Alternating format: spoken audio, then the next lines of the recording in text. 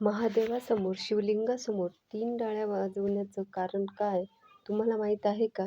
चला जाणून घेऊया. शिवमंदिरात 3 वेळा टाळ्या वाजवण्याचे अनेक फायदे आहेत.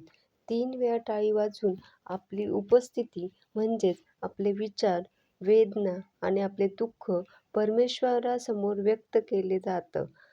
पहिली टाळी वाजवण्याचा अर्थ म्हणजे आपली उपस्थिती नोंदविणे. दुसरी टाळी म्हणजे देवासमोर आपण उपस्थित झाल्यावर आपल्या वेदना आणि दुःखांपासून मुक्त होण्यासाठी प्रार्थना करणं.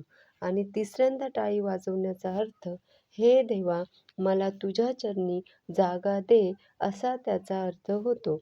पुत्रप्राप्ती होत नव्हती म्हणून भगवान श्रीकृष्णांनी भगवान शिवशंकराची आराधना केली होती आणि 3 वेळा टाळी वाजवून संसार प्राप्तीसाठी भगवान शंकराची प्रार्थना केली होती, असाही उल्लेख पुराणात आहे. धन्यवाद.